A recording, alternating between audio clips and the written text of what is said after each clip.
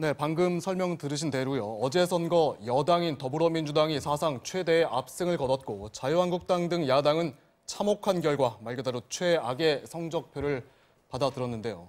선거 결과에 담긴 민심이 무엇인지 또 향후 전국은 어떻게 돌아갈지 자세한 얘기 나눠보겠습니다. 더불어민주당 강기정 전 의원님, 한나라당 정태근 전 의원님, 배종찬 리서치앤리서치 본부장 모셨습니다. 안녕하세요. 안녕하십니까? 안녕하십니까? 네. 네, 바로 분석으로 좀 들어가 보죠. 어제 이 TK를 제외하고는 민주당이 전부 압승을 했습니다. 네. 그래서 이 언론들에선 사실상 문재인 대통령이 선거를 치렀다, 문풍이 거셌다, 뭐 이런 이야기도 나오던데 강기정 전 의원님부터 총평 한번 듣고 가겠습니다. 오늘 아침에 이제 우리 민주당 중앙선대위 회의에서도 그런 이야기 나왔는데요. 정말 크게 지지해줘서 기쁘기는 한데 두렵다 이런 이야기를 하셨어요. 두렵다. 두렵다. 네. 우리 문재인 대통령도 역시 오늘 우리 정책이 다 잘한 건 아니고 그러나 국민들이 크게 지지해줘서 감사하다. 잘 아무튼 해나가겠다 국민을 보고 네. 이런 이야기를 했습니다. 결국은 국민들이 크게 지지해준 것은 우리 문재인 정부의 정책을 계속 잘해봐라라는 지지와 또 더불어 야당 정신 좀 차려라. 더 이상 발목 잡지 하지 말아라. 네. 이런 그 민심이었다고 저희들은 평가합니다.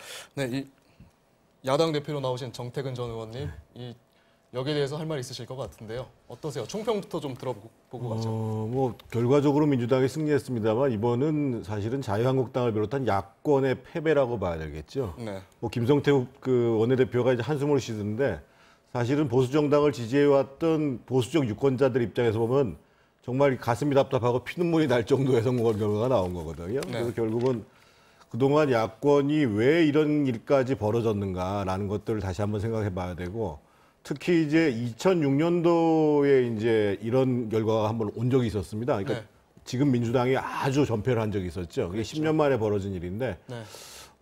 아마 이번 과정을 거치면서 자유한국당을 비롯해서 전체 야권에서는 좀 깊은 반성과 성찰이 있어야 된다고 생각합니다.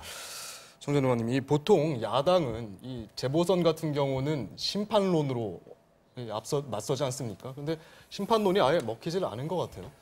근데 그 전통적으로요, 새로운 정권이 들어서고 한 1년 반 정도가 지나기 전 선거는 대부분 여당이 승리했습니다. 그리고 특히 이번 같은 경우는 딱 1년 1개월 지나서 진행됐던 거에다가 가장 큰 점은 과거의 리더십과는 다른 리더십의 모습을 문재인 대통령이 보여준 데다가 특히 이제 평화 이슈, 북핵 이슈와 관련해 가지고 지금 성공적인 과정들을 진행하고 있습니다. 그래서 이번에 제가 민주당의 승리보다는 자유한국당의 패배라고 얘기한 이유가 민주당이 그리 잘한 게 많지 않음에도 불구하고 대통령이 보여주는 리더십의 성과 그리고 특히 이제 이슈를 주도했던 이 비핵화의 문제나 평화 이슈 문제가 아주 큰 영향을 미치는 거죠. 이슈는 조금 이따 정리를 좀 하고 가고요.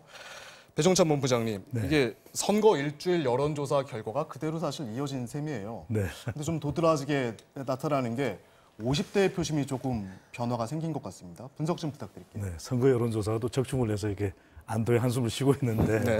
앞으로도 뭐 더 잘해야죠. 근데 이 유권자의 성향들이 변하는 겁니다. 이 가장 큰 영향을 미쳤던 것이 자극이 됐던 것이 지난 탄핵 국면이었을 가능성이 높고요. 네. 그래서 과거에는 우리가 이 진보 성향 유권자 또 보수 성향 유권자를 나눌 때 보통 40대 중반을 기준으로 했었어요. 네네. 그런데 최근에 발표된 조사 결과, 한 여론조사 결과입니다. 보면 54세를 기준으로 54세 이상은 보수 성향이 강해지고 네.